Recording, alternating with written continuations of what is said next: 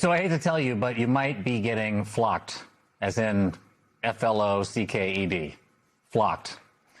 Across the country, there is a new kind of surveillance taking place. It is an estimated 100,000 cameras recording cars, where they go, what they look like, when they pass by. All of this is creating searchable records of everyday Americans' movements. It is what happens when you get flocked. It is a reference to Flock Safety, the largest provider of automatic license plate readers in the United States. These plate readers are pretty unassuming. They're often attached to utility poles like that and street lights that line highways and neighborhoods and parking lots. But these are not your standard traffic cameras. They don't enforce speeding or red light stops. When you drive past a plate reader, like a Flock, it creates what is known as a digital fingerprint of your vehicle. According to Flock Safety, check this out, information like license plate, make, model, color, and other visible characteristics like bike racks, trailers, or toolboxes, that's what it includes. Timestamped, GPS pinned, and captured, all of it without notification. You've got no idea it's going down. Then an AI algorithm categorizes the information and they put it into a massive database. The Guardian says it offers nationwide search capability for law enforcement agencies that opt in to share all of this data, which Flock told Congress is about 75% of its law enforcement customers. According to Flock Safety, that data is stored up to 30 days unless these local law enforcement agencies require it otherwise. And supporters say that those plate readers help solve crimes. Hello, everyone. Welcome to the Chicago Justice Podcast. I'm your host, Tracy Siska, Executive Director of the Chicago Justice Project and Adjunct Professor in the Department of Justice, Law, Criminology, and Security at American University. This is episode 1 of a series on Flock Safety, known for their incredibly dispersed throughout this country automated license plate readers, or ALPRs. So what do these machines capture? They capture partial or full license plate, car make, model, color, unique attributes like roof rack, bumper stickers, dents. It's basically a fingerprint for your car. They can more or less map your movements. So it's not like they're following you around, but when they're so frequently throughout the community, they can basically piece together where you're going, what time you went, what route you took. So like how you commute back and forth from work, possibly, what religious institutions you frequent and when, bars, restaurants, political offices, political gatherings, shopping. All of that is identifiable through these readers. Flock, if you look on their website, will tell you they have 100,000 automated license plate reader cameras deployed throughout the U.S. That's an unbelievable number of cameras being deployed. Again, think about the information they capture. So today, where are we focusing? We're focusing on the state of Wisconsin.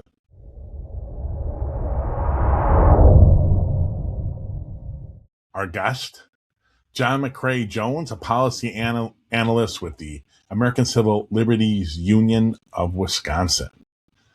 Next week, we sit down Professor Steve Keener from Christopher Newport University to discuss his and his colleagues' new paper, Surveillance, Inequality, Race, Poverty, and the Geography of Automated License Plate Reader Deployment.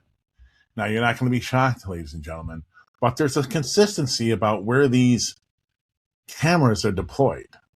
And some may have it throughout their entire city, all their communities. But when that's not the case, they're segregated into specific communities. We know what those communities are, the communities of color, right? That's why you're listening to this podcast. You already know that. Anyways, let's get to the conversation with Mr. Jones about what's going on in Wisconsin, and he'll inform us a little more about the details about how these work. I'll be back with you after the conversation. Jon McCray Jones, thank you so much for jumping into the podcast. We really appreciate it. Thank you for having me. I've been looking forward for this conversation. Great. Do my audience a favor. What is an automated license plate reader, or ALPR system, and how do they work? So the best way to understand an automated license plate reader is to think of it as facial recognition for your car. So an automated license plate reader does so much more than just scans your license plate. It records the make, the model of your car, the color. It can pick up things. It can pick up on things such as dents, bumper stickers, whoever's driving the car.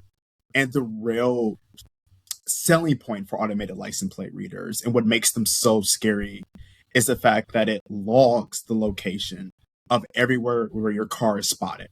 So basically, over the course of 30 days or months, it can create a log of everywhere that you go inside a certain location inside your city. So if every day you go to work, or every day you go to the grocery store, or every day you go to church, it logs you going to those locations, and it builds a pattern of your movements. And not to jump ahead in the conversation, we've already seen how this data has been abused by law enforcement who use this information to stalk their partners. Like we've had 3 cases in Wisconsin already. Right. And that was what I was going to get to about why an average person in Wisconsin should be worried about this or suspicious of the technology. And I think you hit right on it. And I'm hoping you can talk about it a little more. It can actually map your movements and patterns, like if you go to a certain store or if you're at work, what hours you're at work. I mean, it can actually kind of create a track, a pattern of where you're driving and where you're spending your time. Exactly. And I think the issue is that people don't understand how much of their personal information is collected by tracking your movement patterns.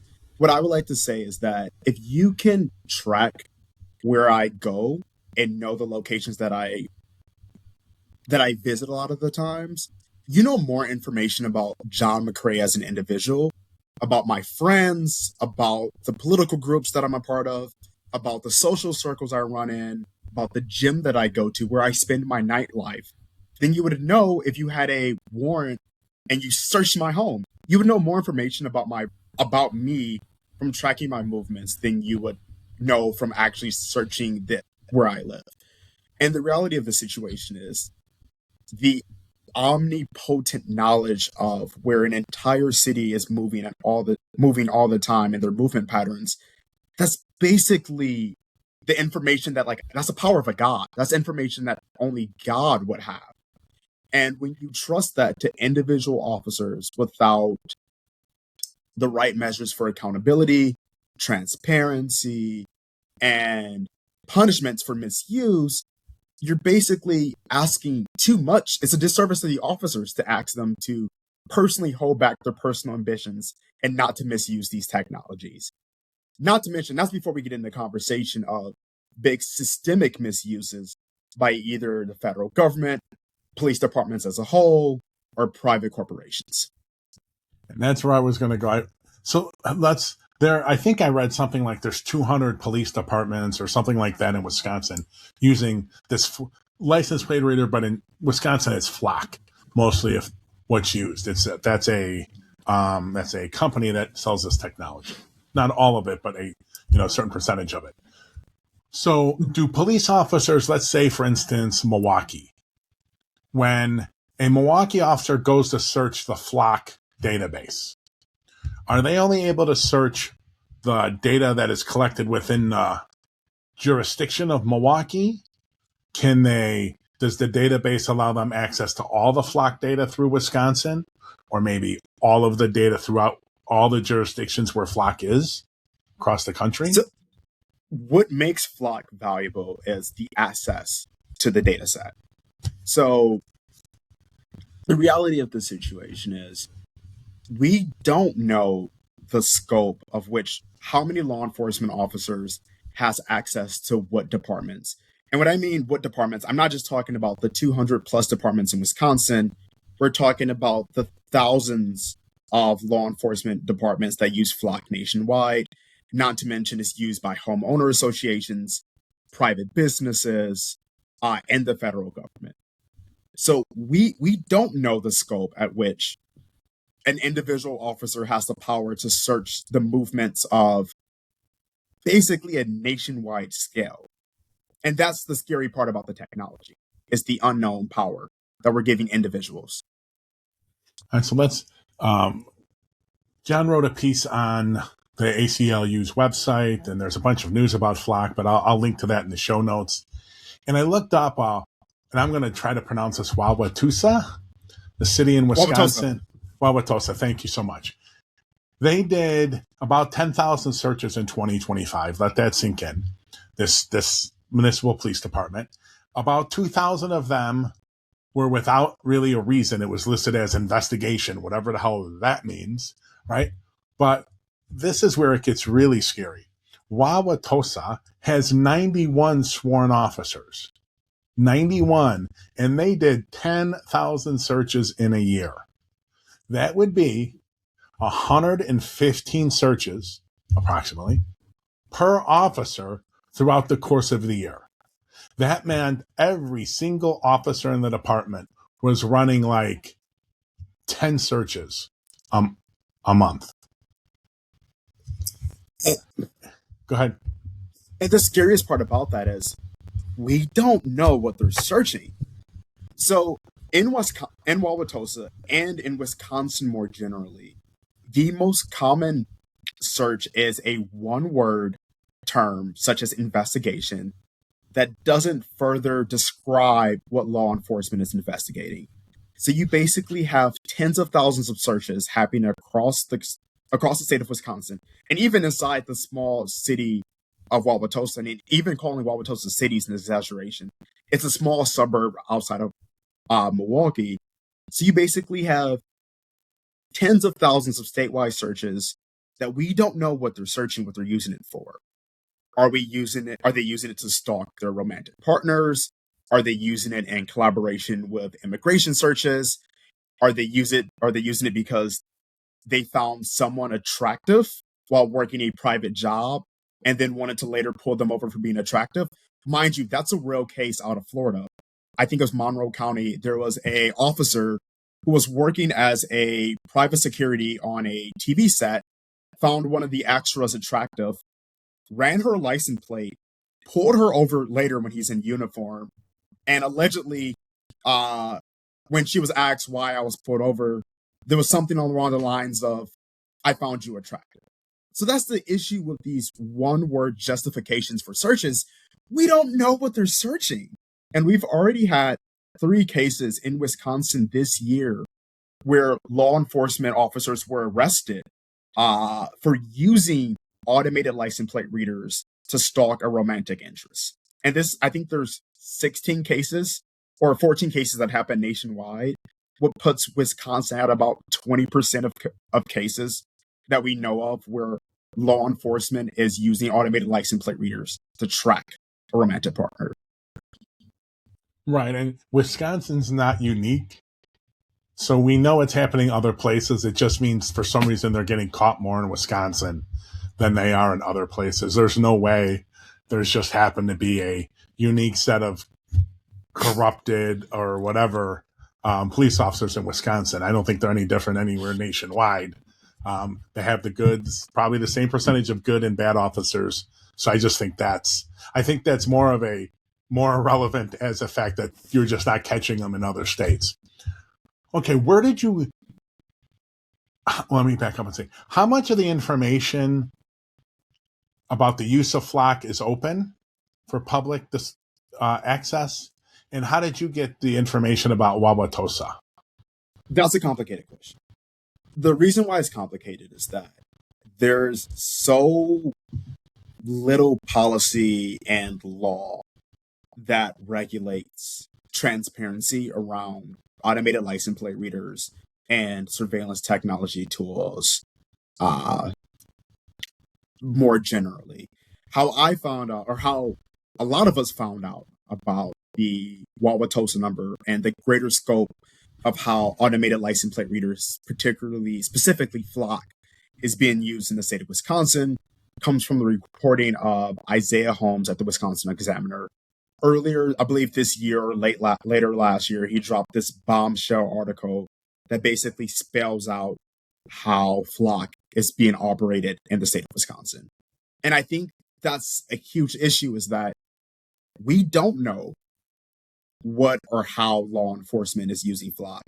and really this oversight or interest in how law enforcement are using these surveillance technologies are something that's relatively new. Okay, so I'm sure there's other surveillance technologies being used in Wisconsin, ShotSpotter and probably others. Is Flock unique in the lack of public disclosure and access and what you know about them, or is this systemic to all these surveillance technologies? This is systemic. If you want, I can run a list of surveillance technologies that we know that we're using inside the city of Milwaukee. So like you mentioned, there's ShotSpotters. We're pouring millions of dollars into this technology. It's supposed to be a gunshot detection system. Mm-hmm. So in theory, it works by a gunshot happens inside of a neighborhood. The ShotSpotter microphone picks it up, and then law enforcement rushes to the scene of the crime and doesn't have to worry about waiting for a 911 call to find out about the details of the potential shooting. The issue with ShotSpotter is it doesn't work. The reality is construction sites, fireworks, car backfiring all trigger this technology to the point where a lot of times law enforcement across the country ignore the alerts because they're wrong so often of the time. So we're pouring tons of money into microphones that are predominantly in Black and brown neighborhoods in the city of Milwaukee. Wired recently had an article, I think it was about a year ago, where there's a ShotSpotter leak of where these where these microphones are, and almost all of them are predominantly in Black and Latino neighborhoods. Milwaukee is segregated very much along racial lines, where if you say African Americans, if this is the city of Milwaukee's, African Americans live here, Latino people live here, and then white people live here. African American and Latino neighborhoods were saturated with ShotSpotters. Here across the river, where most of the white residents live, there's basically none. So we have microphones all over Black and brown communities. We use social media analysis, which basically scans social media, people's personal Instagrams and Facebook pages on a mass scale, oftentimes without warrants. Facial recognition technology, which I'm sure most people are aware of. Stingrays, which are a really interesting technology that can't be used targeted by design. Do you want me to go into details about Stingray, or am I going too far off on a tangent? No, I think we're good. I'm going to get into Stingrays in a separate episode. So let's talk a little bit about the misconduct that's happened. I'm going to go with Officer Josue Azala.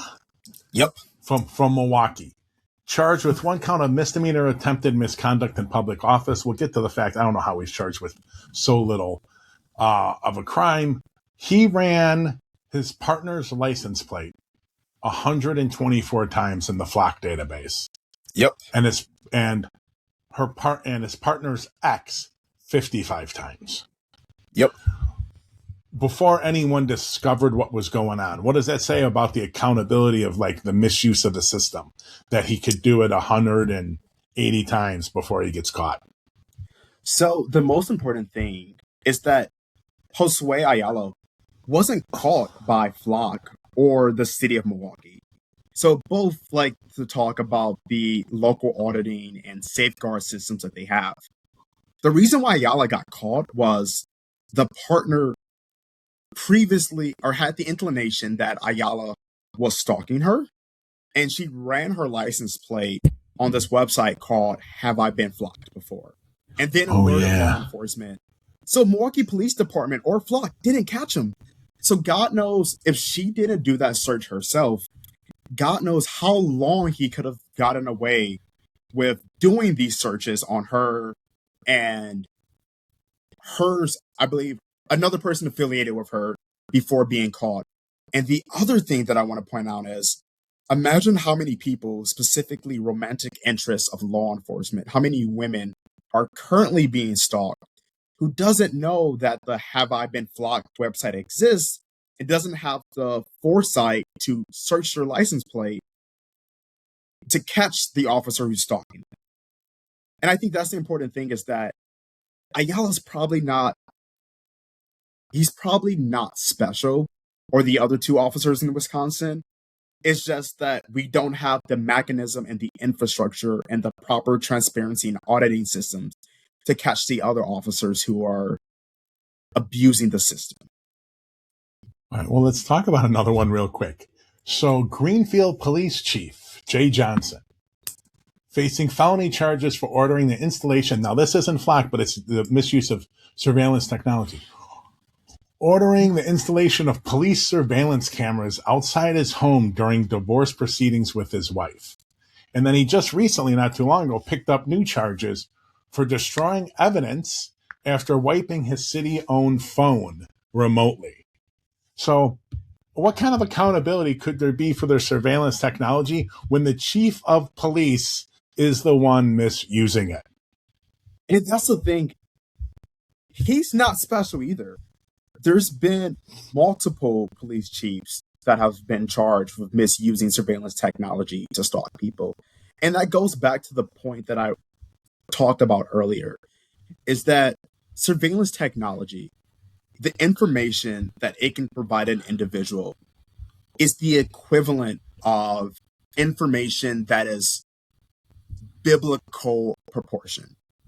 And we're asking officers from everyday beat cops to deputies to police chiefs to have the self-control to wrangle in their own personal ambition. And I think that's a disservice to the officers themselves, because police officers at the end of the day are human. And if you give humans unchecked power, we abuse it. That's who we are. That's a lesson that we've known since the days of Babylon. So Flock isn't special.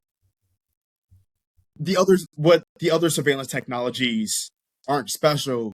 What's special is the power and the amount of data that is being collected right now that is available to individuals. And how we stop that is, one, we don't collect the data in the first place. That's the most important thing that we can do. But if we must collect this data, we have different mechanisms for transparency, auditing, and punishments for misuse. Okay, we're going to go over. No, before I do this, I want to go. Just so you know, ladies and gentlemen, other misuse, right, of surveillance technology. Orange City, Florida, Sedgwick, Kansas, Breslton, Georgia, if I'm pronouncing that right. In Kansas and Georgia, it wasn't a beat cop. It was police chiefs that were busted for misusing the technology. And it just goes to the heart of, our police departments in America operate on trust us. We're worthy of your trust. Trust us. Wait a minute. It took me about 20 minutes of research to find that at least 3 police chiefs throughout the country have misused surveillance technology for their own goods. And it's it seems like almost always a misuse by males looking to surveil their partners or their soon-to-be ex-partners or the exes of their current partners. It always has some romantic connection. I guess those are the only person that an officer found attractive. Yeah, random stranger. Exactly. Right, but that was also romantically, sexually related, right? Yeah. It's the same thing. And that is scary. The fact that women have to worry about, oh my God, are these security guards where I'm working cops? And is one of them going to find me attractive so much that they're illegally going to use this police database to search and find out not only where I live and all that stuff, but everywhere I go and the times I go there? That is just scary as hell. And when you take that in context, it kind of ruins the old, not that it hasn't been ruined for decades, trust us. It does.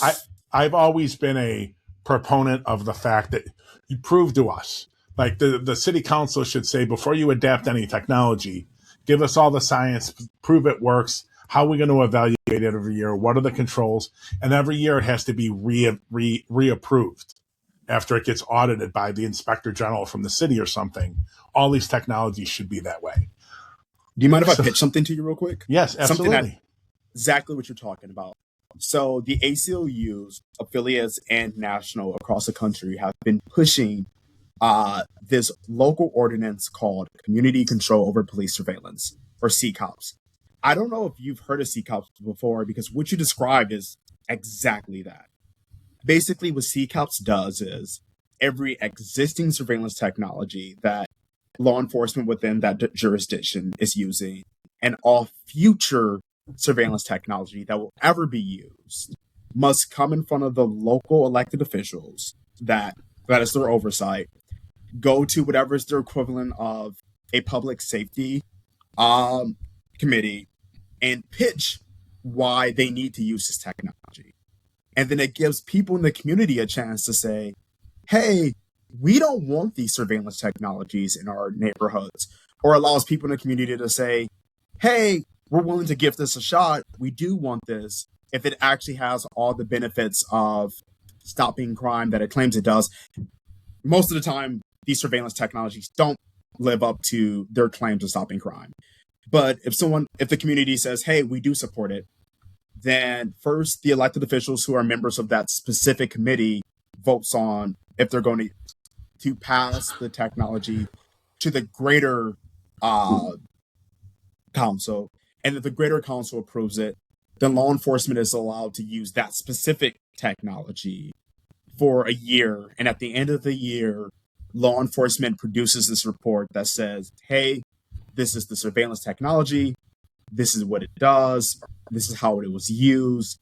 These are who were targeted by the technology. And if it was targeted in specific neighborhoods or against specific communities or different groups, this is why. Who has access to this technology? Is this data being shared with just local law enforcement? Is this data being shared with ICE? Is this data being shared with law enforcement across the country? This is how much money taxpayers have spent on this technology, and this is its impact on crime and public safety. So then it allows elected officials who are more responsive to their community and can be voted out in a way that a lot of times police chiefs can't, to say, hey, we're going to use this technology again, we're going to invest more taxpayer money in it, or we're not.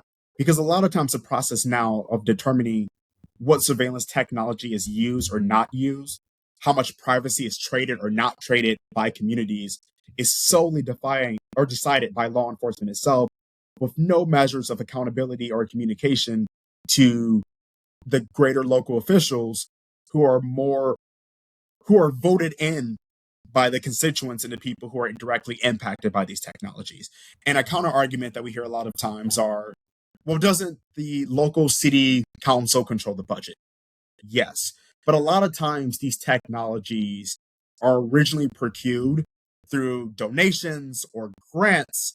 And then once they're already in use, then they get grandfathered into the general police budget, or they're listed under other things inside the police budget. And because there's not an elected official in the world who has time to pick through every nick and cranny of a gigantic city budget, these things creep through. So a CCOPS makes elected officials have to face the music and address these surveillance technologies head on. Yeah, I think that's great. I mean, it's just so sad. So before we wrap up, I want to run two stats by you and get your... I looked at Flock's website today. Here's one claim. Astounding that any organization would put this on their website.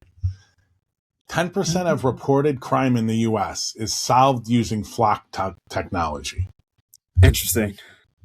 Probably BS. Like, that is a wild claim to make.